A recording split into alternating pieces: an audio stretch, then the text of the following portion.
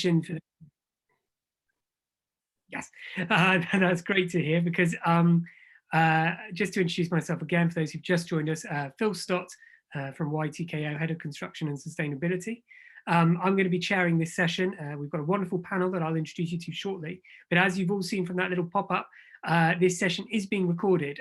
So if anyone wants to sort of not be recorded, then please feel free to just turn off your camera or mute yourself.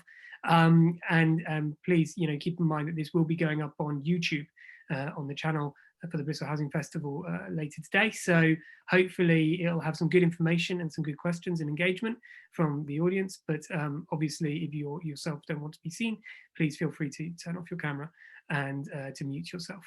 So the aim of today is to go through a little bit of a number of sort of speeches and a couple of short presentations in order to give you some background and some overview of the Cmm Toolkit and how it came into being, to explain a little bit about what the toolkit does and identify the benefits and the role of the toolkit, and then also to get some questions and answers for the panel from yourselves. So the first item of business today is for you guys to use the chat function, which is down at the bottom of your screen, and please feel free to type in any questions as they occur to you during the speeches. We'll then have a question and answer session towards the end of the session, which will allow you the opportunity to then go back through those questions and answer them and put them to our panel. We also, if during that Q&A session you have any burning questions that you don't feel we've answered, please feel free to raise your hand, and we'll very happily get to your question at that point as well. So like I said, as they come and occur to you, please feel free to use the chat function. It's great to have that sort of engagement. But first of all, I'm going to introduce the panel. Joining us first, we have Jez Sweetland from the Bristol Housing Festival, and he'll be providing a little bit of an overview. Jez, if you want to just give us a quick wave. I don't know why I get him to wave, because probably he knows everyone here. So he's the most well-networked person in MMC in Bristol, so I don't know why. He probably needs no introduction. And then we'll be following that with Jacqueline Miller from Bristol City Council, and she'll be providing a very important insight from the local authorities' point of view, because quite often in these sessions you hear from the likes of myself, who's a private company, you'll hear from potentially some funded organisations and partners. It's very useful to get a local authorities' point of view, and obviously someone like Bristol, who's been championing MMC for so many years now, it's very important that we get their viewpoint.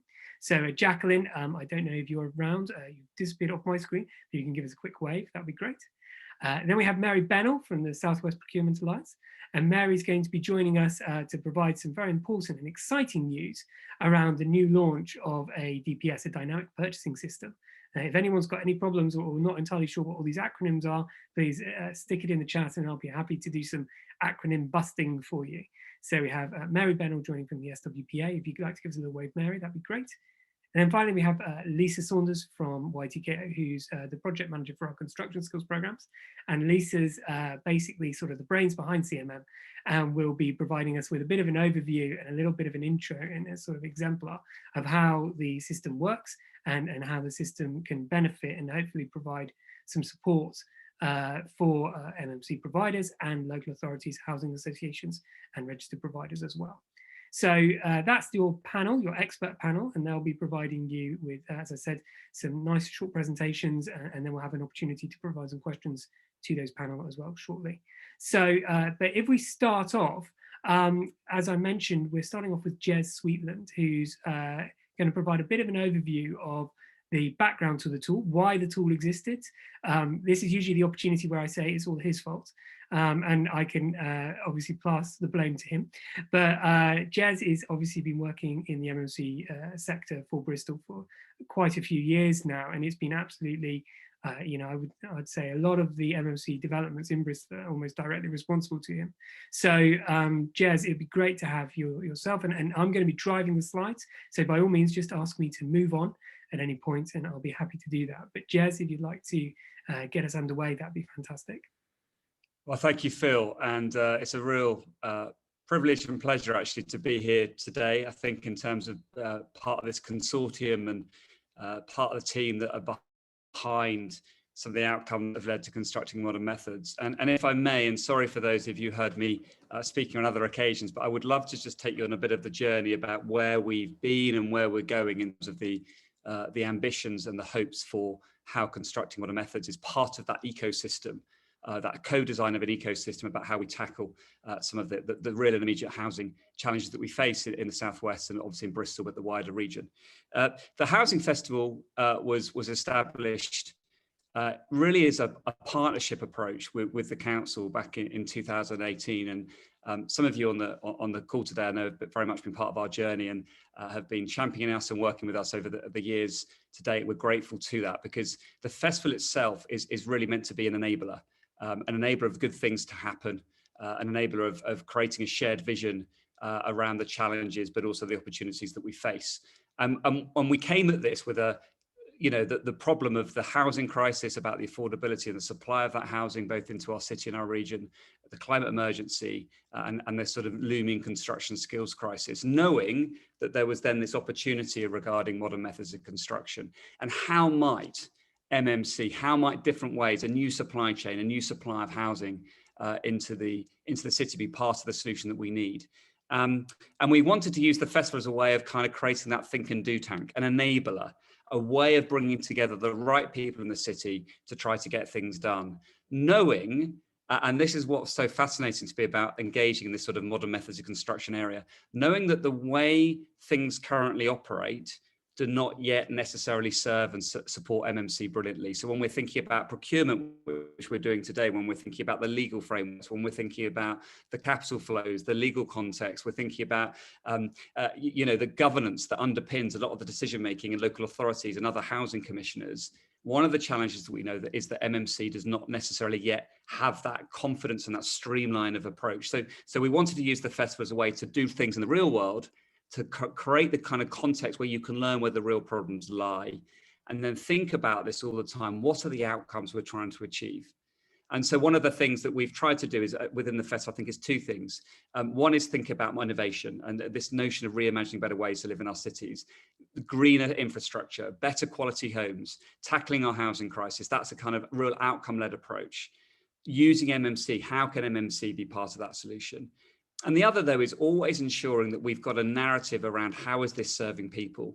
And we talk a lot about social value, the wisdom of our longer term decision making. How can the social value that, again, the council in Bristol has taken a really innovative and courageous lead on, how does that really underpin and support us to make longer term decisions that serve the city well and build the houses that we actually need?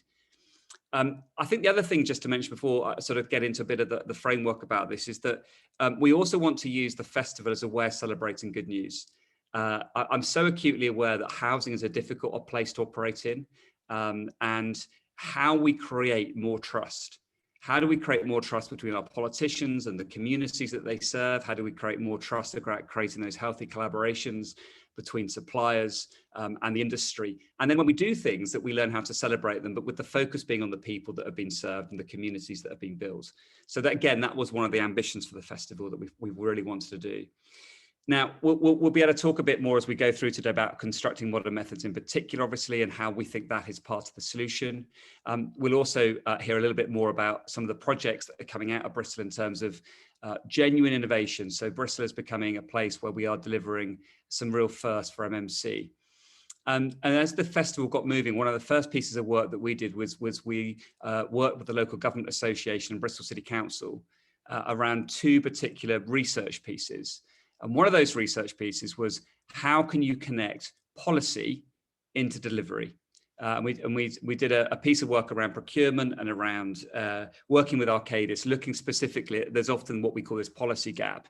So Bristol City Council has got a climate, an ecological emergency strategy. How do we now ensure that when we're delivering housing, we're thinking about the future, not waiting just on national legislation, but that local governance, that local ability to deliver? How can we ensure that those things are connecting right through the delivery of the council?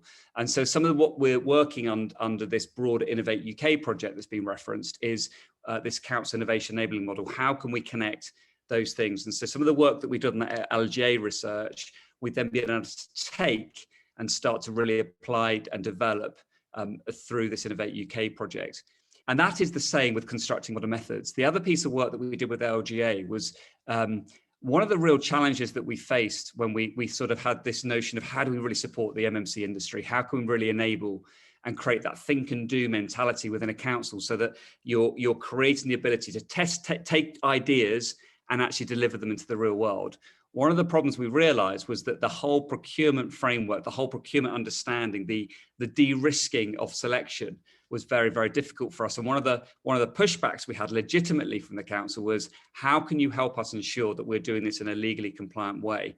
And of course, we knew there were frameworks out there, and we absolutely appreciate that. But when you're then looking at that emerging supply chain, and a supply chain that is emerging at pace, when you're looking at how some of the smaller SMEs won't be able to necessarily get onto some of those frameworks because of the barriers to entry, or they haven't built anything in that risk environment, we really recognise that the procurement was part of it. So the LGA research was started to explore, well, how might you build a tool, a digital tool, that can help housing commissions, whether they be local authorities or housing associations. How might you build a tool that allows people to very quickly optioneer around different housing providers, to optioneer around your own site, to look at the site specifics, to think about, well, what's your policy ambitions for that particular site around, maybe it's carbon, maybe it's a particular type of tenure, maybe it's how that housing might serve a particular community.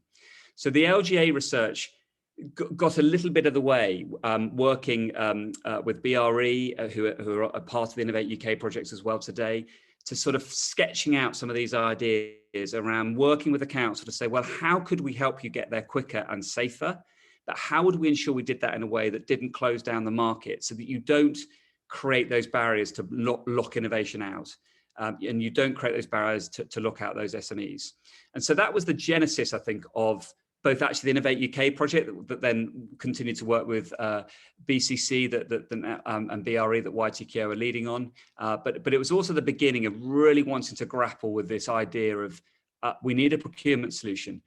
We I think realized very early doors that we were working very hard to work in that procurement context, but we didn't have the right tools available to help councils create the confidence to engage.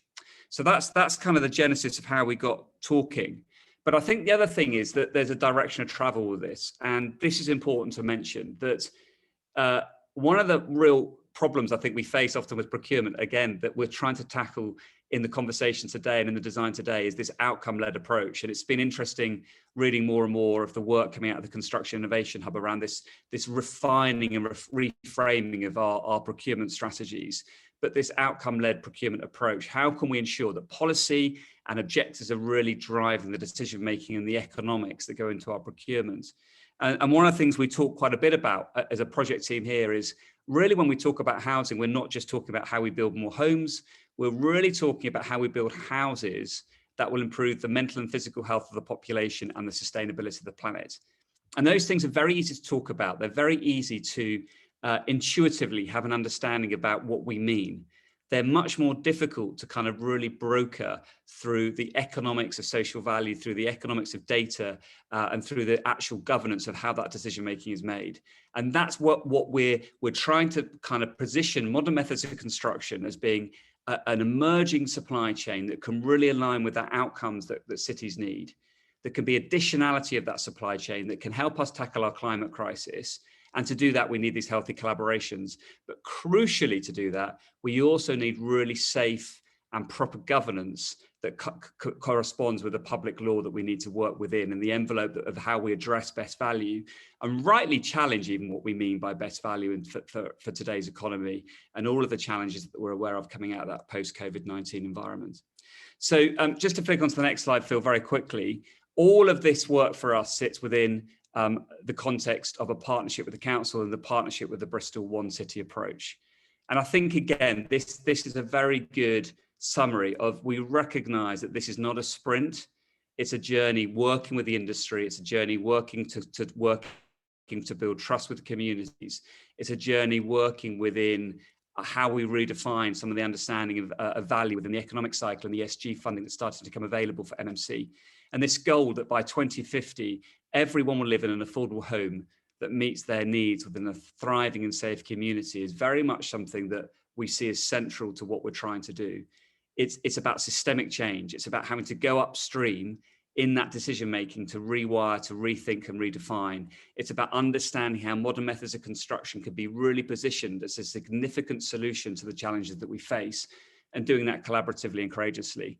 And what I hope you'll see today is that we're still at the beginning of that journey as a council and as a city, but what we're creating is the confidence that we've got some real delivery, and we've got real case studies and real stories, and crucially real people who now are living in places and homes that they otherwise would not be living in. And as we're rewiring that, we're learning where the gaps lie to do that at scale and pace.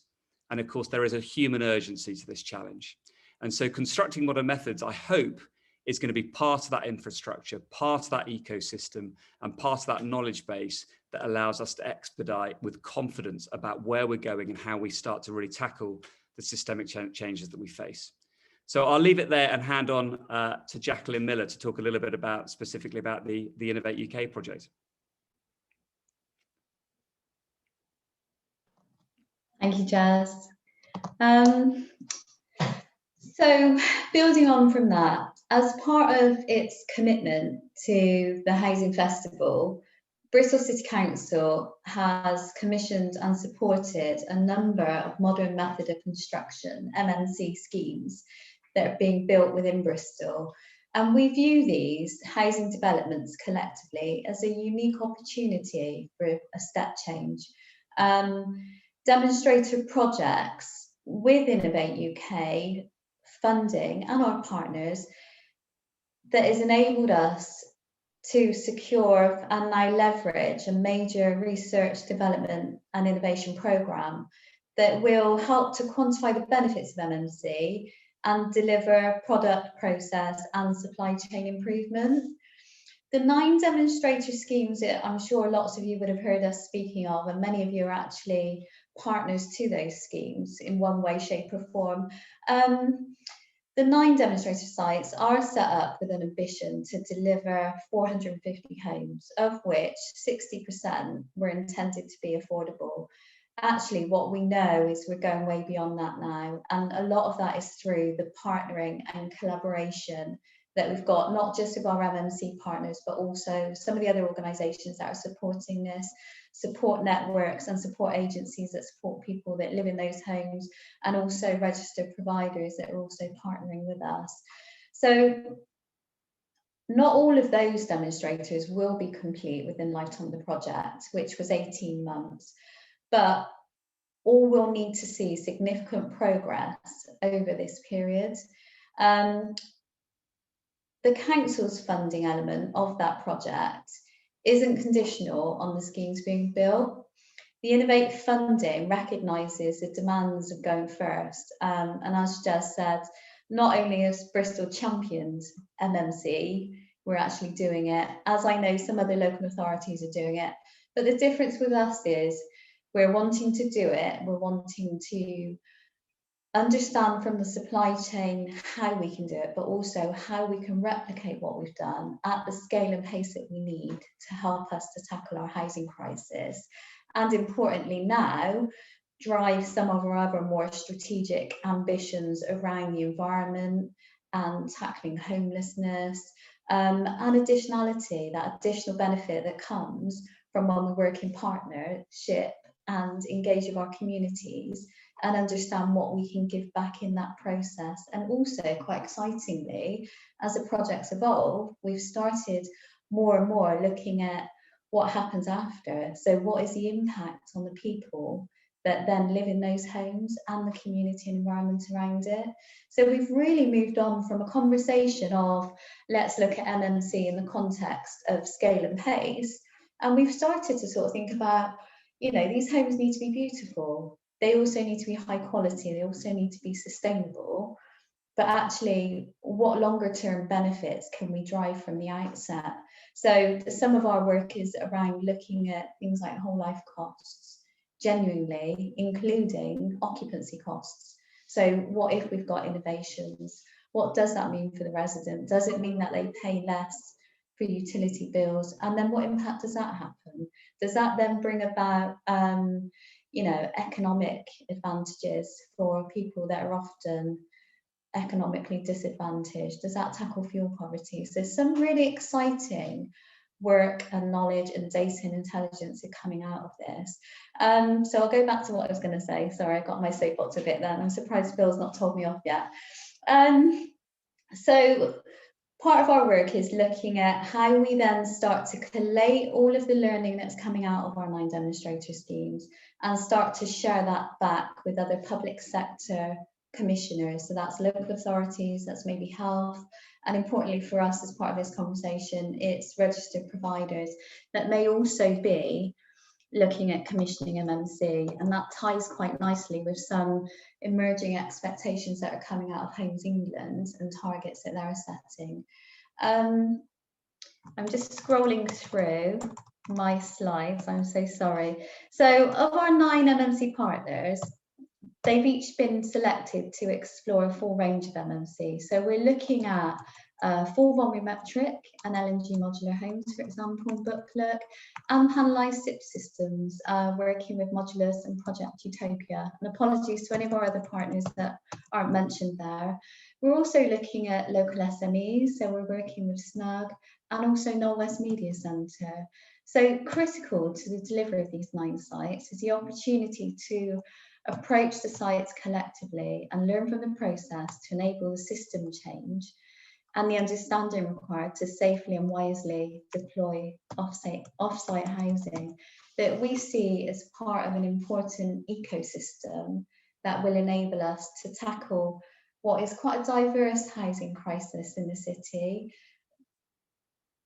We're looking at what are those diverse needs that come with that, and then what are the full range of typologies and systems and solutions, including traditional build, that can help us to start to put those homes in places and in places where they're needed. Excitingly, we're looking at MMC in the context of unlocking sites that we've previously been unable to lock, so maybe smaller ones, inaccessible ones, and using the various systems that are out there and the innovations that the supply chain are bringing forward to enable us to maximise the opportunity to develop housing where it's appropriate to do so. So the challenge for us is to avoid delivering the sites in a piecemeal way and risk missing an opportunity to create and enhance systems and policy that enable the adoption of MMC in the future. So that takes us on to 2 other strands of the Innovate project. We've got the innovation and enabling model, which I think Jez has touched on and I've touched on briefly here. It's the approach with the demonstrator sites that's been deliberately experimental, hence the innovation funding from Innovate UK, to enable a review and, where necessary, rethink of existing systems and the opportunity to explore how MMC housing might enable us as Bristol, but also beyond that, to achieve our strategic aims. But we recognise that the experimental phase needs to mature quickly to shape a more policy and process-driven framework. So the intention of the demonstrator schemes, if I think about those as a programme of projects, is to help us to address and identify fundamental questions that will allow a systems review and process mapping to be prepared and tested. And that process is intended to help identify best practice and consider the need for resequencing of processes to support a manufactured housing typology and or the required governance to support that new process. So the Innovate UK project provides an opportunity with the funding that's needed to bring time and resource to create a system solution to enable efficient delivery of MMC housing.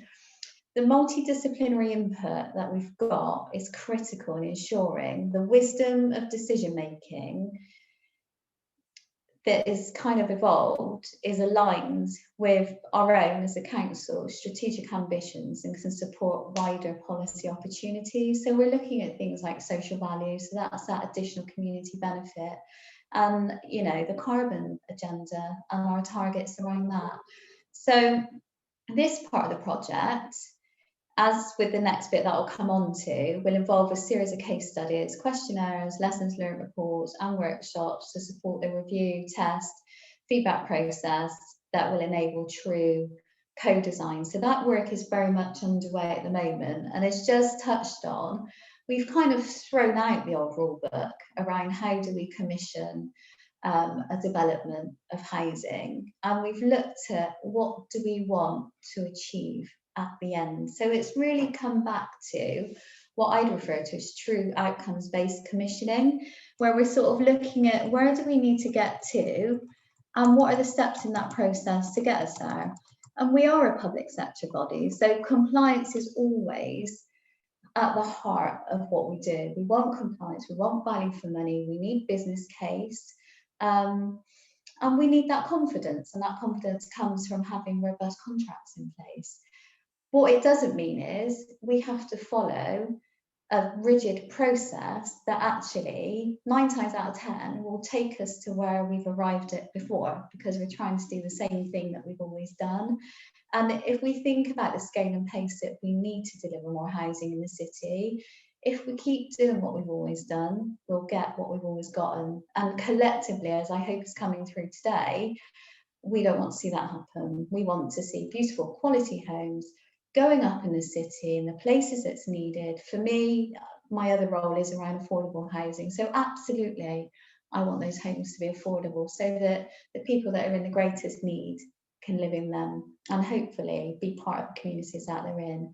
So the other part of the project, which is sort of come at the end of the project, but is also fundamental, was looking at the development of a digital toolkit that can be used by officers and individuals that are part of this process to improve their processes, transparency and efficiency for housing delivery. So conversations started in the early days about an optioneering tool, something that we could plumb in all of our parameters around a site, all of our corporate strategic objectives, and help us to start to develop that intelligence-led, data-determined outcome that we could then commission. And really excitingly, we've moved way further than that, and we've gone, actually, let's not stop at concept, and let's not stop at the point of a computer generated specification. The challenge back to us, I think, that's come loud and clear from all of our partners is, this is great, Bristol, but how? How do you get there in a compliant way? And how do you know that's the right way to do it? And I think for you MMC partners that are on the call today, I want to acknowledge that the feedback from you has been, we need a pipeline, we need commitment, and then we can mobilise, and absolutely we can scale. So we're looking at those two bits. The exciting bit that we've arrived at here, and which is why we're here to talk to you today, is the dynamic purchasing system. It's a compliant route to market that will enable us to take all of your data and intelligence as providers, all of the buyer or the commissioner or the client information, join that up with a tool that can then help us to identify suppliers in the market that are able to meet our needs and commission those suppliers in a compliant and efficient way. So Phil, I think I might stop there, else I'll be in danger of drifting into the next slide. Brilliant, thank you, Jacqueline. That's really useful, and that's provided a fantastic overview of the Enabling Housing Innovation for Inclusive Growth project. It's really great from our point of view. YTKO actually sort of, for our sins, we lead the project, and it's got a lot of partners. Obviously, there's the 9 MMC providers that Jacqueline mentioned in legal and general modular homes: Bocklook, Tempo, ZPods, Modulus, Totally Modular, Snug, Norwest Media Centre and Project Utopia. And with that, you've got a real snapshot of the MMC marketplace that's currently available. Always amazing to think that actually, considered some of the other local authorities we speak to, that in Bristol alone, each of those people have got great little projects that are underway or are looking to get underway. So it's really exciting from our point of view to have been given the opportunity and to be sort of given the insight of working alongside a local authority to understand what the problems were, what the issues are. And I think that Innovate UK is completely right sort of house for this project to live in, because the innovation part is key. I mean, it might not sound that innovative when you talk about procurement. And, you know, you are talking to a self-proclaimed procurement nut in myself and Jacqueline as well. But we really do think that procurement is potentially the barrier that no one's talking about and the barrier that no one's really addressing.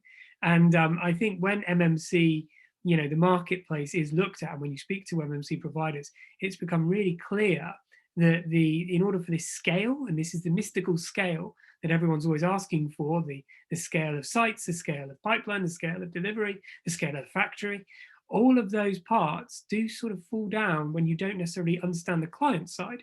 And quite often I hear workshops and events that are focusing on what MMC as an industry can provide to unlock itself. I actually think sometimes the challenge can be as much on the client side. So we were very fortunate to have Bristol City Council sort of step into that spotlight and say that we're going to not only help shape a project to look at ourselves and tackle those issues, but we're actually going to get behind it and back it so that we don't develop this thing in the private sector and then say to a local authority, go and do it, go and use it. We actually were very fortunate that the local authority worked with us to help bring it to market. So that's been fantastic. I'm going to pass you over to Mary Bennell now, who's going to talk to you for a couple of slides about the latest launch, the brand new hot off the press contract notice that's come out as a result of a dynamic purchasing system, which was built on to the optioneering tool and acted as the optioneering tool acted as a bit of a wrapper around a core DPS process. And we're very fortunate that, again, the SWPA sort of got the idea, got the concept, and really championed it. So Mary, if you're there and available, I'm going to pass over to you just to give us a couple of minutes on the SWPA, the new DPS that's just been launched. Okay, if I can have the next slide, please, Phil. Yes, thank you very much, Phil, Jacqueline, and Jez. And it's great to be part of this innovative, exciting project. You know, trying to bring MMC procurement and delivery into a safe and well tried and tested place. So I've got 3 slides. I'm going to sort of talk about the procurement process, and this is a diagram of it. Talk a bit about the timescales and a bit about why we all think it's a brilliant idea. So yes, I've called it a procurement and delivery wrapper. And as Phil said, this week is a really exciting week for us. We're on the move. We're actually starting. Things are happening. So we published our contract notice for the DPS on Monday. So for any of you that are interested, it's up there on Proactis. And a lot of you did express an interest in the prior indicative notice, and we had some really good consultation sessions around that. Then I'll talk just really nuts and boltsy around the timescales for that and when we expect everything to be up and running. And then, as I say, a bit about you know, why we think it's a fantastic idea. So what we've got here is, as everybody's been talking about, you know, a way of bringing all the brilliant ideas and concepts that have been developed by the Bristol Housing Festival initially, and then through the Innovation UK grant, into a reality in a place where we can actually do procurement and delivery. So this is a DPS, dynamic purchasing system. It's a procurement vehicle. It's a procurement vehicle that allows suppliers to apply using a fairly standard, well, it is the standard supplier pre-qualification process, a simple pre-qualification process to be approved, but they can apply at any point. There isn't a cut-off point, unlike, say, for a framework or a traditional tender. So that's what's meant by the dynamic bit of it. So somebody who might not succeed in getting, you know, have sufficient financial credibility or standing at one point could then apply again the next year and be approved. So anyway, so the process, reading from left to right, suppliers, contractors apply to the DPS. They're assessed and appointed, as I say, on the standard qualification questionnaire. Then their data will go into the CMM tool, and Lisa is going to talk to you a lot more about what goes on in that tool and what happens there. and clients then put in their requirements, you know, they say, I've got a sloping site and I want 3 houses and I want them panelized, etc., etc., etc. They will match their requirements against what the data on the suppliers in the tool. And from that, a short list of suitable suppliers who can deliver to the client requirements will be produced. And then there will be, as you have to have in a dynamic purchasing system, a mini competition will take place, but all the standard tender documentation would have been done there. You will have the specifications that would have come out of the work in the CMM tool. So a fairly smooth process. I was thinking a bit about you know, the wrapper around the suite that was the CMM tool, but actually I think really it's a nut, an acorn. You know, the kernel is the CMM tool, and you know, the outside is the procurement system, and from it will grow fantastic trees and houses. So maybe that's a way of doing it. And we see this really as making things easy for people, because one of the things about MMC is that clients are interested in theory, but then once they start having to look at what's in it and how the processes are different, and manufacturers start talking to them about delivery slots and upfront design, then it all becomes a bit difficult, and people sometimes revert back to traditional building, which is not what we want. Okay, so if you'd like to move on to the next slide, I'll just talk you through the timescales. Yes, so as I say, this is all, we're really motoring on the whole process. So the contract notice was issued today. We will be looking at how many people have applied, encouraging people to apply. That's part of what we're doing at the moment. We will receive the first wave of requests to participate by the end of July, and we'll be doing our evaluation on the financial and technical qualifications there, the standard bits and pieces. And once those have been done and people have passed, and I must say there are four levels of the DPS. So you can apply for 0 to 2 homes, 2 to 16, 16 to 50, and then 50 plus. So, you know, you might be qualified for one of the lower lots if you're an emerging supplier. Anyway, once the evaluation process has been done, the data will be entered into the CMM Toolkit, and the validation will be carried out. So obviously lots more detail about that in a minute. We'll then produce a tender report on who was successful, who wasn't, and then we'll have an initial list of suppliers. But what I say is that with a DPS, people can apply at any point. So don't panic if you miss the initial deadline. It's an ongoing process within a DPS. But for clients, we'll be all there, up and running, waiting to have their requirements into the tool from the end of August. So very quick, and we're looking forward to all those clients queuing up, particularly Bristol City Council, to do it. So that's the timescale. Just a quick note about the whole benefits of this procedure, which is on the next slide. Just a little final summary from me. So I think you know, there are so many benefits to this joint approach, and it was a collaborative approach before even we came along and started talking to the Bristol Housing Festival and our UK team about how we thought it would be really good to have a very accessible procurement system for all suppliers in a very dynamic market. And working together has been truly a joy. You know, working with the Bristol Housing Festival team, we've really sparked ideas of each other, and you know, the sum of the parts is greater than the individuals.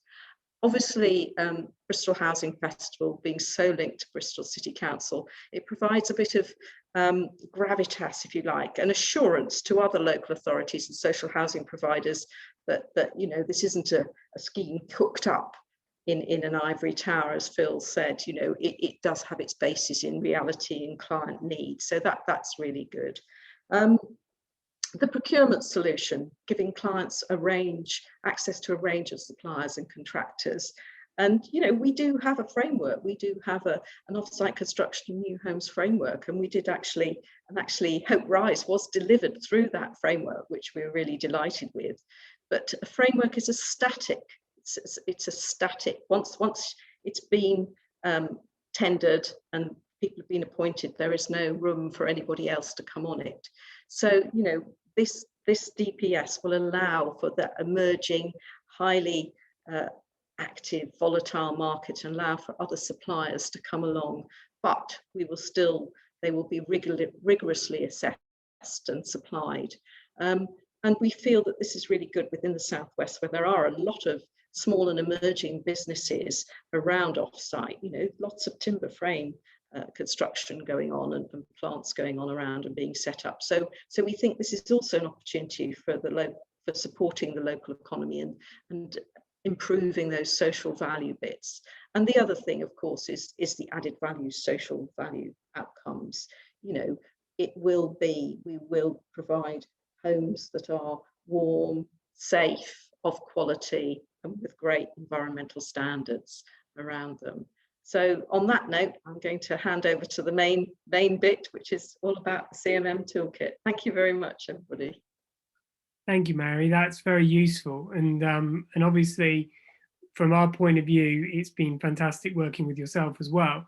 I think the development of the DPS is similarly, you know, fairly innovative as well, because I've been very excited by the opportunities that we're trying to create for SMEs, for micro businesses, making sure that they've got the opportunity if you're new to the market, because MMC is a very innovative marketplace. It's a changing marketplace. So we wanted to make sure that actually we didn't, where at all possible and completely keeping within the requirements of procurement and public contract regulations, that we could, you know, extend the offer to people who are innovating and disrupting in the MMC marketplace. So I was quite happy with where we ended up with that. And I feel it's adding another level of innovation for our approach.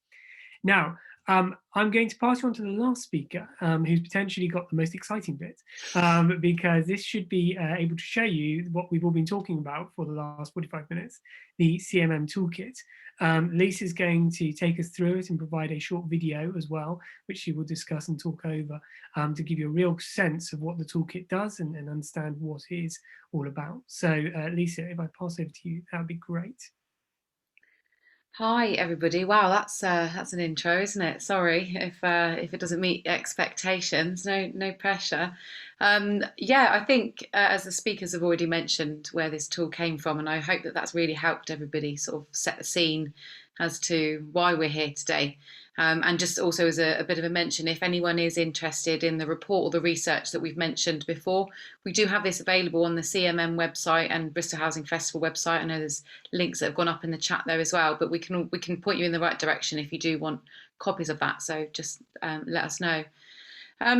It's really interesting actually to build this digital toolkit that we've been really anticipating for you now.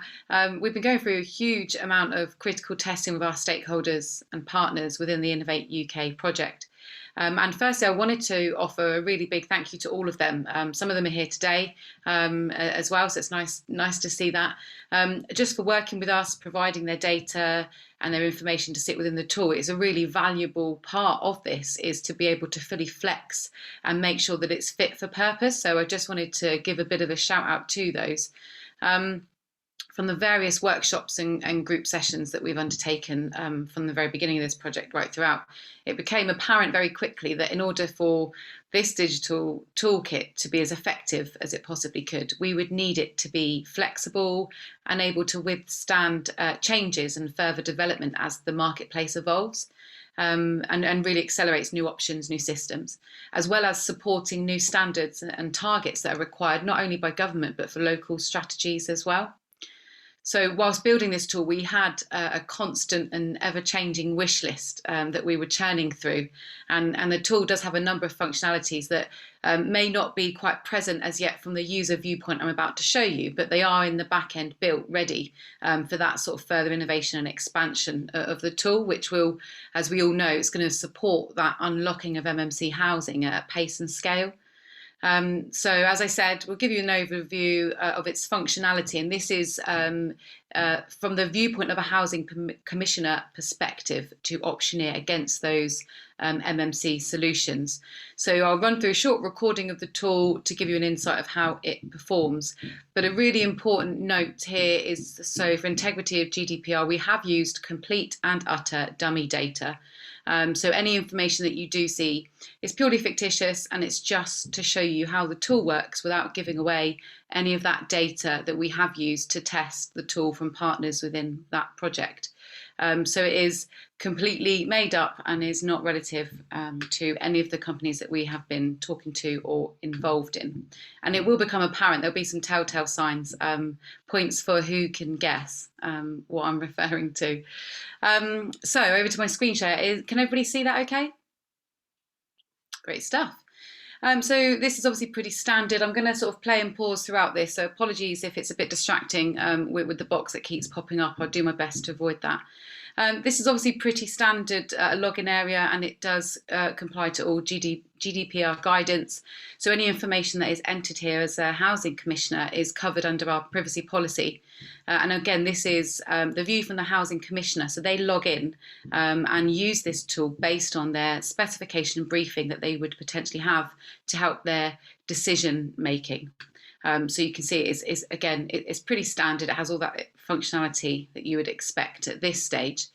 And then here we can see that quickly it's taken you into some of the KPI and the data sets that originated from feedback from housing commissioners around what they wished that they had known.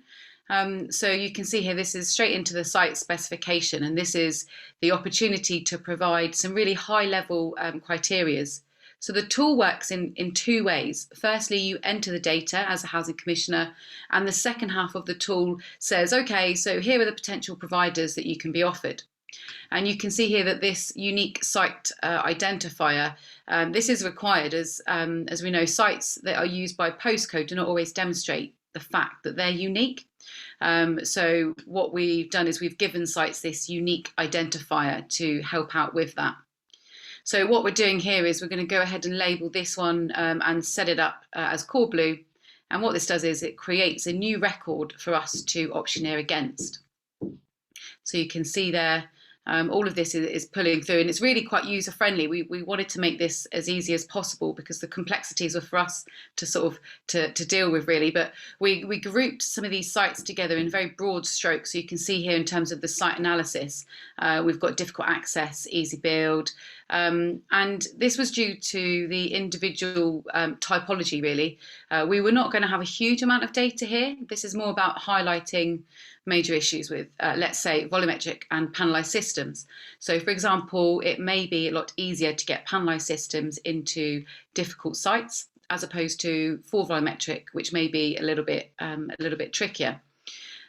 So once we've put in a few bits and pieces here, this becomes apparent when you're typing your postcode. So it is still relative to the location. You're just giving it a unique site identifier that you can later retrieve based on that information that you've put. And please, if you do have any questions as we go, pop them in the chat and we will pick them up for you. So you can see here, once we've done these elements and we've selected what is our priority, this takes us through to our first part of that tool. And that first part of the scheme configuration, this is called the cost, time and typology. And we have an understanding already of the number of units that an MMC provider can offer.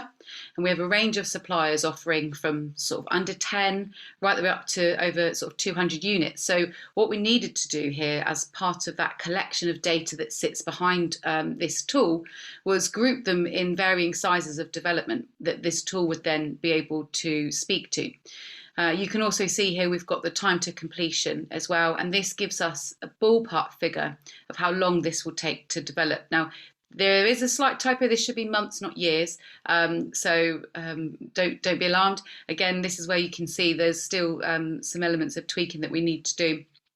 Again, the data that we've taken all sits behind this around replicable models. And a lot of this is taken on average site size in terms of what Bristol have been doing with the Housing Festival over the last few years. So as we go through this, you can see that we're able to select our wish list, our number of units. You'll see there that little orange dot. So that dot there, what that does is it's a functionality within the tool whereby if you select a KPI that doesn't meet any of the records that exist within the database, it will tell you, and then you're able to change those things as you go through. So that was really helpful. Otherwise, you get to the very end of this and go, oh, well, that's not only use to anybody. And there are some changes, so just please be aware on what you're seeing here with regards to the housing mix. We know that some MMC providers have really and truly specific types of housing, and we wanted to reflect that in this tool, and we have made some slight changes as to them, not reflected here yet, but it will include low, medium, high-rise apartments. And also one of the biggest changes, the newest changes, was around the minimum area. So here you can see it's around metre squared. This would be changed to the nationally described space standard. So just making sure that it really is relative to the user. So allowing you to sort of see, hopefully this isn't too disruptive for you and you're all still there. We're jumping on through now into quality. So in terms of quality, what's happening here is the tool, based on the initial entry, it has started working, thinking and considering what specific records it can offer you. And there are a number of options that are available here around the sourcing and accreditation. And these are key drivers in strategic decisions around waste and a whole load of other things we all know. And we can see just from just sorting through that initial sorting of data, we've only got providers that can provide you a mixture of sourcing, locations and partial accreditations. And also in terms of warranties, we also have groups there that are around NHBC, BOPAS accredited. But we can see we've eliminated a lot of those outputs because the system has worked out that based on our data, which is limited for this session and is the dummy data, there's a small amount of records, it's showing us here that element of feasibility. The category of MMC, for example, we've limited these within the tool to the first 3 defined categories, and that's volumetric, panelised and traditional with MMC units. But we've also added an option for a hybrid solution. As we know, there's so many bespoke solutions out there, and it really was important that this was relative of what was out there. So once we go through, you can see it doing a whole number of wondrous things. Jumping on through to the next section, as you see, it jumps down through each of these key areas, moving on to energy efficiency now. The next section, you can optioneer against EPC rating. So this does actually, this here includes a net zero plus option, as well as your EPC A, B and C. There is not a requirement for any lower EPC values, as I'm sure we will all agree. We have predicted energy costs, improved air quality in terms of the NO2 and CO2. And this, as we know, this is of high interest really to local authorities, as it's the highest scoring element within the social value aspect. So we're just jumping on a little bit there. It's the highest scoring element within the social value policy. So taking the data that you've entered as a commissioner, we're using also data from parts of the research elements of the Innovate UK project. And in terms of social value, you'll be able to see here, if we just flick back, sorry, bear with me. Coming on through here, quality, energy efficiency, and then ending up here in the last section, which is the social value aspect. So we focused on a catch-all phrase here of that community development value. And this is based on the previous social value activity that the developer or supplier has done. So the tool takes an average based on all the records that have been selected through these criteria. And then this average becomes really useful because you can see that actually if you use this typology, what the potential social value would be detailed here. You can see the educational outcomes. This is around the training, apprenticeships, T-levels, how many jobs this would create. And at this point, the tool really does flick into here, once we expand our detailed results, it really does move over. And this kind of tells you, it goes from, I'm telling you what you selected mode into telling me what you need. So it's now letting me tell you what the system is available to give you. So if we had a wider database, you would be able to see here that you'd have a lot more opportunity to optioneer against each of these criterias. And it generates then what is called a scenario, which is a bit like a dashboard to show you what you've optioneered against. So there's also a really nice graph along the bottom here, and hopefully you can see that once I bring the cursor off, to show you the traditional versus MMC in terms of timescale. There's also an average construction budget, which you can see is based around £600. So this is where it is evident we have used this dummy data. We're definitely not saying that MMC costs you £600 per house. And this clock up here, this dial, this here is to show you the availability for the market to deliver your opportunity. So if you have a small number of people meeting your criteria or a high number of people, this is really evident as you jump through those criterias. And this will tell you if you're asking for the impossible or not. And then what this does is it will generate a short list of providers for you, which will then enable you to go through. And as Mary has highlighted with regards to the DPS with SWPA, so you can see here, this will generate all of those criteria that you filtered against. And it's really, it's great because you can save this as a PDF then. You can share that with members of staff, save the scenario, refer back to this, and different commissioners potentially would be able to work on the same scenarios that you've generated, obviously once you grant those commissioners permissions. So it just gives you a real, very high level look, and hopefully that's sort of not bombarded you all too much. As I say, I'm happy to do this on a sort of smaller scale if anybody wants to take a closer look at this. But you can see here how this really does create that sort of outload of procurement that you're able to have that strategic understanding of what the market can offer and those choices then that you're able to make. So hopefully that is that answers quite a lot of questions, and then we can go back to the final session now. Phil, I'll hand back to you with regards to the next Q&A. Thank you, Lisa. That was really helpful. You did very, very well there, much better than I did the other day in sort of managing the multitasking with the pausing and the playing and getting the video in the right place to show the right bits. So very well done on that, I must say. So hopefully that's given everyone just a little overview of the tool there and provided some information. Lisa was right in saying that the tool itself will, will be there. And again, this is sort of the soft launch, the preview, if you will. And we are still having, some final testing and tweaking. We got a great bit of feedback the other day to talk about the inclusion of some data on renewables, renewable technologies that embedded into the system. So we are aiming to collect that data as well from our partners. And actually, funnily enough, as part of the Innovate project, some of our partners who are MMC providers are investing their time and efforts into making sure that they're compliant with the new carbon efficiency goals. So it's absolutely crucial that we can reflect that data within the tool. So any sorts of great insights like that are really useful for us, and we're making sure that constantly we'll be in a constant review process as we develop the tool to make sure that it is reflecting what people want to know in the market. But also what's been fantastic, again, this is not all our fault, because it's come from local authorities, it's come from the users of the tool. They have told us what they need to know, what they want to know in an ideal world, what they would like to know about all MMC providers in the marketplace. So for us, that's been a great sort of starting point and an opportunity to develop those KPIs in the data. So that's hopefully provided you a bit of an overview. We're now going to take some questions, and I have seen a few flicking into the chat, which is great. Please don't be scared, put lots more up there. One thing that we just wanted to start on, and it's funny enough, actually, a lot of them are just looking a little bit at the optioneering tool, so we'll save those in a little bit.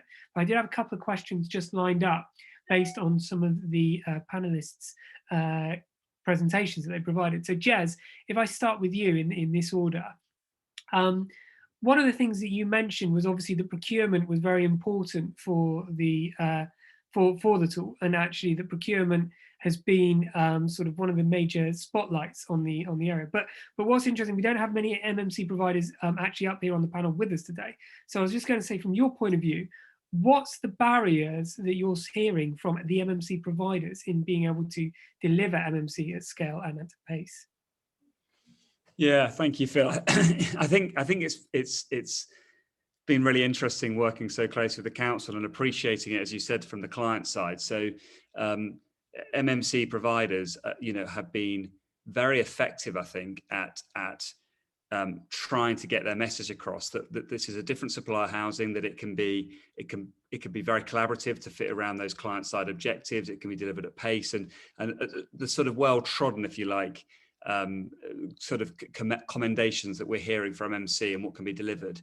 From the client side, what I think has been very difficult is almost being overwhelmed with choice. And it's a sort of, we've talked quite a bit about this in the past. It's like, here are the 23 glossy brochures that I've collected this week, and each of them are telling me that their system is the preference, or their system is going to give me the best outcomes I could possibly achieve for my site. And that does create a challenge, because when then you're thinking in that sort of building your business case, understanding the market, being very nervous about innovation, because within those glossy brochures, there's a huge scale of systems, some of which are still on the drawing board. They've not actually delivered any housing, and that's fine, because that's part of innovation, but you need to understand that. Some of whom have delivered thousands of units, some of whom have delivered no homes, but actually they've been building effectively MMC in a different industry for years and years and have huge and very significant experience to bring to bear. And so I think from the client side, what we started to appreciate was it was overwhelming, and there was no way to kind of understand how to quickly interrogate that marketplace, even when you've got the prevailing wind of saying we want to support MMC.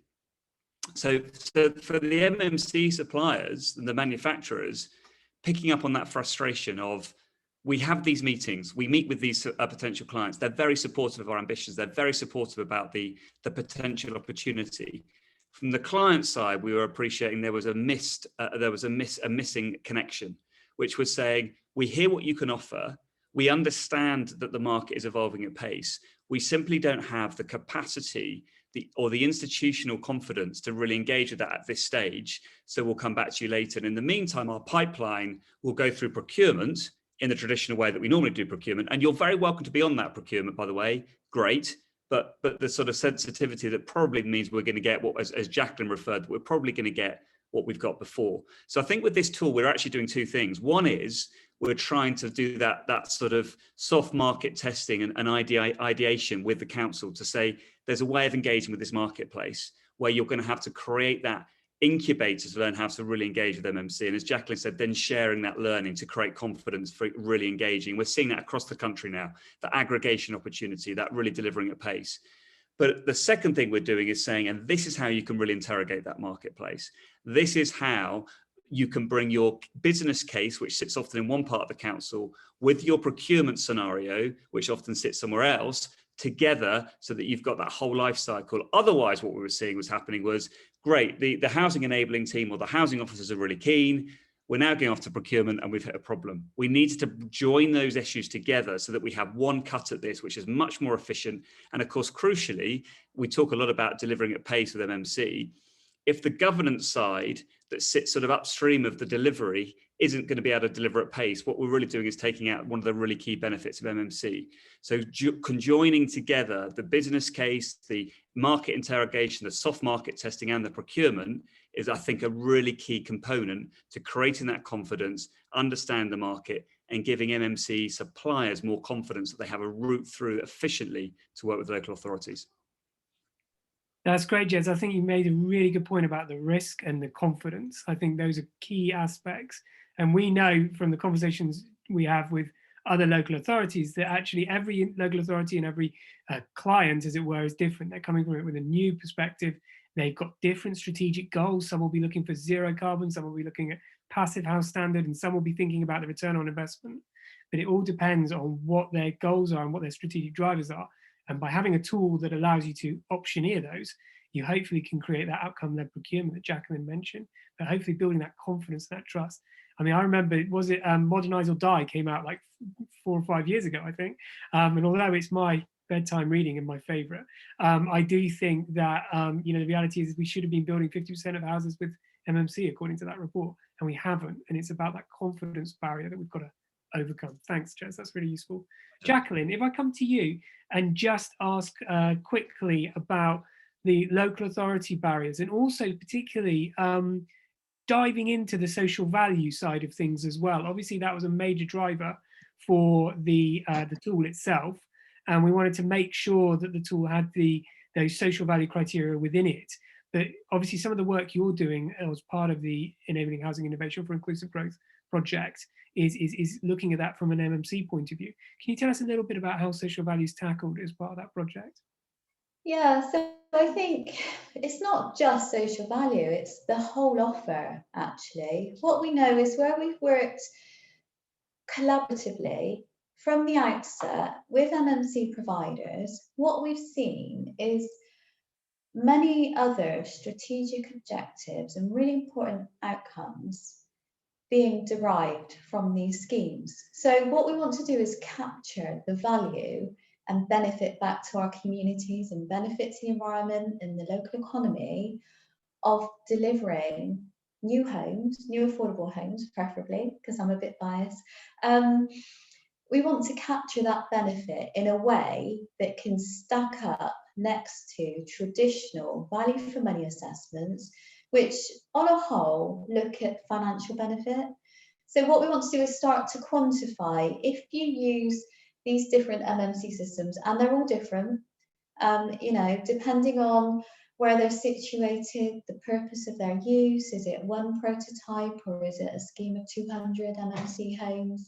So what we want to do is start to give some credibility to the intelligence and the data that's coming out of these schemes. What that will enable us to do is start to use that data when we are populating a business case. And I'm not, you know, I'm not here to say MMC is the way to go and we no longer want to do traditional. What I want to see is homes built at pace that help us to meet our housing needs. And I personally believe, and I think the evidence from our project alone speaks for itself, there is very clearly a role for MMC within that. But what I also know, you know, with a very sort of procurement driven hat on, is that often if you develop a business case, you know, they will come out equally as, you know, we ought to do what we've always done. And we know from delivering these schemes that actually there is greater benefit that's being delivered in terms of the innovations that are going into some of the schemes that we've worked on, the sustainable solutions, the long time, you know, you refer to return on investment, but I mentioned earlier, there is a benefit for the resident. You know, they're living in warm, secure, beautiful homes that are then driving down their energy costs. That's helping us to tackle. So I'm asking you, Phil, how do we capture that? You know, how do I capture that in a way that if you look at bricks and mortar with a roof in a traditional way, I can say we choose MMC over, you know, hard and fast, known and trusted data and information. What I can say, Phil, is that because of the work of all our partners, we are getting that data, and a lot of it Lisa touched on in the demo, and you know, Mary and our colleagues at SWPA are confident in that data, so confident they've committed to helping develop a DPS that will bring all of that together to give us a compliant procurement solution. So I don't think we're there in terms of the journey. The really next exciting bit of our project, which I didn't touch on, was we're looking at post-occupancy. So we're trying to evaluate what is the benefit for the resident in that home once that home's completed, but also for our communities. And a lot of the, you know, the language is there, and we speak in these terms. We've talked about outcomes-based commissioning, we've talked about community benefit, but we do know that there are some outcomes and impacts that we can't yet quantify. And when I say quantify, I mean that in terms of a notional value. So I can say this house costs £10 to build in hard money, this MMC home costs £7 to build. However, here is all of the additional benefit in a monetized value that commissioners, you know, we've evolved to recognize. But having said that, Phil, you know, we do talk in hard and fast numbers, but I think part of what we want to achieve is an ability to tell the story. It's the case study around it. It's not just there are X number of homes there and X number of homes here. To me, some of it is about, so what? You know, we want to build communities in the city where people can feel connected, and those communities feel connected to those people that live in those almost new communities within existing communities. So that's where, when I talk about, you know, the wider corporate strategic objectives, that's where some of that partnership and learning and collaboration that we've had across partners, across stakeholders, across specialisms, and, you know, that's where it's starting to come together. The difficult bit is now building these robust business cases that can stand for themselves, because I think the level of resource that we've all put in, we won't always be there. So, you know, I want to know that this can hold its own when our project comes to an end, you know, and we're no longer sort of specifically focusing on MMC in Bristol, that our work can speak for itself. Sorry, Phil, I'm going to stop there. No, I think that's a really valid point. I think before, when we started this project, I don't think that we knew that the government was going to review its procurement guidelines. It was going to launch its playbook and also have a look at the white paper. So we've been very fortunate that all the stars have aligned over this last year, that actually people are looking at procurement and going, how can we get away from the most economically advantageous tender, the meat, to the mat, to the most advantageous tender, so that you do get into the discussion of actually whole life costs, you get into the discussion of social value benefit, and it actually becomes, as you always say, Jacqueline, a case of value, not just social value and economic value. It's a case of value, and I think that's a really important point to make. So I'm just going to throw a quick one towards Mary as well. Obviously, you provided us a little bit of an overview of SWPA and the DPS. From your point of view, do you think, what do you think are the major drivers that are influencing at the moment how your local authority clients and your people who are utilizing your frameworks and DPSs, what is it that's driving them when they're looking to build new homes? Are they conscious about energy? Are they conscious about speed? Is it about, what are the benefits of sort of, you know, utilizing these DPSs and these procurement efficiencies? What sort of is the piece that it unlocks in the sort of the crisis that we're facing in terms of housing at the moment? It's very much speed.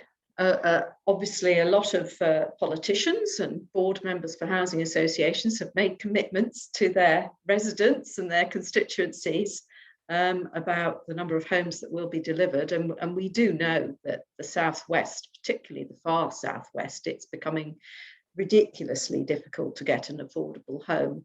So it is the speed.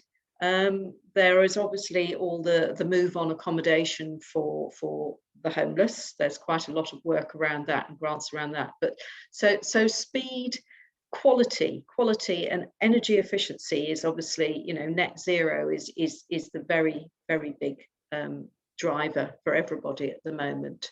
And then as I've said, for commissioners, for development officers, it's about having a route that isn't going to be too difficult. I mean, you know, everybody is pretty short-staffed. People want an easy and assured route through. You know, even if you have, as we have talked about, you know, you will have a far-reaching housing development person with a vision. They often have to get sign-off from their compliance teams, their legal and procurement teams, who will say, why are you doing this? Why are you doing this? This is new, this is difficult. I don't know, I don't like the risks here. And that's why, you know, I spend a lot of my time on schemes working with clients to provide rationales for their procurement and legal teams. I was doing it this morning on why they should be adopting MMC and why they should be working, you know, at the boundaries. Yes, so zero efficiency, ease of delivery, robust delivery. As I say, people want to know, clients want to know that there is a robust system behind the offerings as well. I'll stop there. Thank you, Mary. That's really useful. I think it gives us good insight as well from a local authority point of view. And Lisa, unfortunately, most of the questions that are zooming up into the chat are for you, and you've been very efficient, embracing the spirit of CMM in tackling some of those questions as we've gone through. But we've also had some quite nice comments as well, which is always pleasing to have. So I just wanted to ask you a little bit about data, because a lot of the questions seem to be about data quite broadly. There was particularly a question around, does the tool have the ability to sort of get closest match, or is it absolutely, you know, if you're not fitting directly into a little box, are you going to potentially miss out on being in the shop window? So if you could tell me that, and also if you could just provide a bit of a more general comment around how CMM will handle data for our clients to make sure that it's secure and trusted and robust in terms of its processes. Absolutely. So as we've been involved in collecting a lot of the data, so a lot of the partners have seen the sort of raw end of the data of what we're collecting. So I appreciate it probably trying to match these two together without much more of that short video doesn't help. So again, we're really happy to talk through that in a bit more detail to those that do have those questions. But yes, the short answer is yes, it does include a close match. So we ring fence a certain area. So the way the algorithms are working is that it isn't just a shut off, you know, if computer says no, then that's it, you're not included in the draw. So there is a sophisticated techie whizzy tool that does all of this. Thankfully, that's all been taken care of. We've got some great teams that are working with us on that. Yeah, for James or anyone else that is interested in finding out a bit more, be more than happy to talk through that and give you a more in-depth look at that. The other thing, I just wanted to mention, a lot of the options that we were talking through weren't showing up on the demonstrated slide that I did for you. So it's just useful to know that there's a lot more that sits behind that in terms of the four optioneering, the four categories of MMC. It's just useful to note that we're using the 3 defined categories with a 4th added, which is not the defined category. It is just one of our own Brucey bonuses of a hybrid option, just to try and capture a few more that don't kind of fit into those very well worded definitions. Hope that helps. Brilliant. Thank you, Lisa. I think it's worth saying as well, we were trying to be particularly whizzy as we're trying to pick up sort of qualitative data in a quantitative way, which is difficult to say and even harder to do. So I say that hopefully for those who've got really specific systems, like the one that Angus mentioned, it's important that we are able to provide those sorts of data sets so that people can still see what else is offered in the market. Is also, I did notice a little question there around in terms of the opportunity for them to join, and that's what's fantastic about a DPS. That's why we went down a DPS route.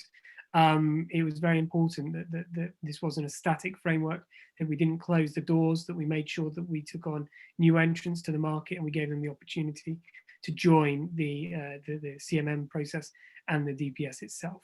So that's been really important. Sorry, Lisa, go on. Sorry, Phil, I just forgot to mention the quality assurance aspect, which is obviously super important. No, I thought you did very well. It's like talking to a politician. He didn't answer the question I asked, but that's fine. No, sorry, apologies. I just wanted to make sure I'd mentioned enough to what was being asked in the chat. With regards to the quality assurance aspect, this is an ongoing thing. So it's twofold, really. There are certain elements that we would do as part of the initial DPS application. So SWPA would do their due diligence as you would expect for DPS. And then as part of the CMM sort of analysis of data that we're asking from you, there will be, there's a huge platform. We've got a handbook. It's not a huge amount of things that we're asking from you, but we handhold all the developers through that aspect. So that would include site visits. You'd have your sort of personal profile assessor that would walk you through any questions that are being asked of you around the data that you might not be quite sure about. There are very clear definitions and guidance in there about what metrics we're using when we're asking for this data, because that's really important that everything is being measured apples for apples. Otherwise, you could end up with a whole host of information sitting in there. So that was really what's taken up a big part of my brain over the last sort of 12 months, really. So yes, there is a huge raft of wraparound care that goes with that. So we can share that with anybody as part of the application as well. Fantastic, thank you, Lisa. I just saw we've had a few eagle-eyed people who've noticed that the little market health meter is actually called design flexibility, which was a little amendment that we fed back to the developers this morning. So points to that person, they will be getting a chocolate bar sent to them. So thank you very much for that. I think we pretty much exhausted that, although I've just seen, sorry, a final question from James Reed. Are there clients other than BCC let me just put my screen, who are signed indicated an interest up to the DPS. Well, actually, this brings me on to the final slide that I was going to share. But before I do that, I just wanted to provide a final comment. If any of the panelists just have a final thing they want to just add, a very quick last second point that they would like to throw up here based on the progress at CMM, it's coming soon, it's coming out. Has anyone got anything that they just want to add? In fact, I might just very meanly go across all the panel and give you 12 seconds to just provide a closing thought. So if we start with Lisa, seeing as she's on screen, and then we'll go to Mary, Jacqueline and Jess. So Lisa, please, final thoughts about CMM. What's coming next? What's your final thoughts? My final thoughts for CMM are being excited to actually work with a wider range now of developers. So we've gone through that really hard, gritty, tough testing, the pushback. You know, it's not been easy with some of the questions that we've been asking and the data that we've been collecting, and our partners within the project have been pulled from pillar to post to sort of give us quite a lot of data, and sometimes it can be quite confusing what we need this for. So I'm excited to move on to the nicer side, which is the DPS, to kind of go, we've defined this now, this is a breeze, you know, this is a joy. And actually more interesting, selfishly, is to actually visit in person some of these places and meet some of the people that we've actually been talking to for such a really long time. And a shameless plug is for the CMM newsletter. We have a networking newsletter which you can sign up to on our website, and we create a platform on the first Wednesday of every month for people to sort of drop in. I know some of you already sort of been to a few as well, so thank you. But anybody that is interested in MMC as a whole, really, it's just a space. It's not a CMM roadshow. It's simply a space to bring people together and talk about some topics and constructing conversations. So yeah, it'd be good to see a few more people there if anybody is interested. Fantastic, Lisa. Thank you for that. That's really helpful. And again, a very good reminder that that I'd forgotten to promote the CMM newsletter. So thank you for that. If I come to Mary, who actually volunteered, so I'm looking forward to Mary's closing comments. No, it's just responding to something Keith Hart put up a question about. As businesses evolve, will there be an opportunity for them to update their offering on the DPS tool? And absolutely, yes, that's what it's all about. That's you know, as you grow, you might be accredited for larger qualities, larger amounts of development, and you will get obviously further site accreditations, further guarantees. So absolutely, they go in there. You know, you'll develop your products as you go forward. So for me, the really exciting thing now is waiting for all those applications to come in. And I would love to say yes, and assessing them, but getting the sausage machine, getting people through the sausage machine, if I dare call it that, but a vegetarian sausage machine, of course. But yes, so that we've got people that accredited suppliers who are ready to be used by people. Yeah, so yes. It's getting it all up and running. Yeah, absolutely. Thank you, Mary. That's really useful, and again, a very exciting point of view from the DPS side as well as the CMM side, is that actually these things go hand in hand, and that data capture will hopefully unlock a quite large market. I've got a point actually on my final slide, which is about the asks from the audience. But if we come to Jacqueline, just for a closing comment as well from you, that'd be great. Thanks, Phil. I think what I can add at this stage is I'm really proud of what we've collectively achieved through this project, with partners that were joint partners to the project, but also our wider network, one of whom is our team at SWPA, who kind of pounced on and said, we'd like a DPS, and we'd like a DPS because this market is evolving so quickly. We don't want to miss any opportunities, and we want to maximise the opportunities for SMEs that are out there. And as Mary touched on, as we're seeing these MMC providers grow, which is amazing for us to be part of that story with them, we want them to be able to increase their offering or expand or diversify, whatever that needs to look like. So I think, yeah, all I can say, Phil, is thank you. Thank you to our MMC providers and all of our partners that have enabled us to deliver something that's tangible out of what started as a research, development and innovation project. You know, I never thought we'd be here. So thank you to all of you. Well, thank you too, Jacqueline. You've been an absolute star from Bristol City Council as well. And Jez, if we just come to you again for your just closing thoughts as well. Yeah, just a final reflection. I think it's so encouraging, isn't it, when you start to see real outcomes, as Jacqueline referred to, from projects like this that we believe can actually really impact the market.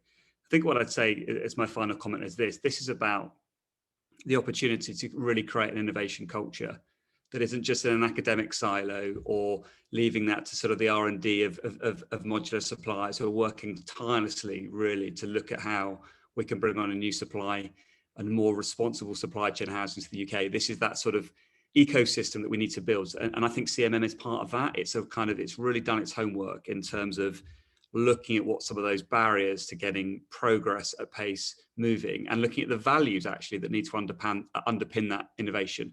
So we talk a lot today, one of the drivers of this is how can you help the commissioners with their priority around affordable and zero carbon housing really drive that pace. So for me, CMM isn't the solution to all our problems by any means, but it's a critical piece of building that innovation ecosystem that unlocks that aggregation and unlocks that confidence. And I think that now, and it will come to your next slide, I suspect, but now that we've got to continue to collaborate. If CMM sits on a shelf as another good idea, it isn't used, it isn't promoted, it isn't understood, what we've done is we've created a lot of noise, but we've not got delivery. So for me, the real ambition now is taking this moment, building that momentum, building that confidence, and really driving that change to create that aggregation that we need for the UK. Actually, it's not just about Bristol and South West, it's about a systemic change in housing delivery across the whole country. Brilliant, thank you, Jez. So I don't mess around with sharing screens, I'll just narrate my final slide. There's basically a few little bits of a call to action just as we close today. One is that, and you might have seen it in the chat, there's a link for the Proactis, the pro-contract notification that's come out for the DPS. If you want to be involved with the what we call the shop window of CMM, then please do take the opportunity to sign up to that. It's an important step. It allows you to have access to that market, to that scale that the whole MMC sector has been asking for so many years. Furthermore, if you're a local authority, a housing association, or a registered provider, please do also get in touch with us as well, because we're very keen to demonstrate in more detail the benefits of using the CMM, the benefits of using the DPS. So there's sort of two calls to action there. In terms of that pipeline, and that was a key question that appeared in the chat, there is a pipeline, there are projects, there's real developments that are coming that we are very confident will come through this procurement process. And therefore, we think that this is really not just about something that, as Jez sort of alluded to, you could hear about it here. We've completed our outcome from the Innovate UK project and we could all then go home. Hopefully, and I'm very confident that this has got the legs to be the solution that the system and the whole MMC marketplace and the local authorities and RPs and the housing associations have been asking for. If we can't tackle the public sector, then we don't really stand a chance, because at the end of the day, the private sector, they'll make enough money just sitting on land. It's the public sector that have got that sort of that albatross around the neck that means that they've got to develop and build affordable housing within their communities. So for me, it's thank you to all of the panel. Thank you to all of you for attending. And just to close by saying, this is the soft launch, the preview. And if you are of interest and you want to have more detailed chats with all of us, please do get in touch. I feel that as we come towards the end of the project in October, there'll be a lot more sort of promotion of the tool, and you'll be able to see again how we've come on. But from the lovely comments that we've had from our colleagues and our partners in the chat of this preview, it really does build confidence that we haven't gone horribly awry and we haven't built something that we feel is not useful for the market. So thank you to everyone for your time today. And thank you again to our panelists, and I'll call it to a close there. So go about your days. Thank you. Take care. Bye-bye. Thanks very much.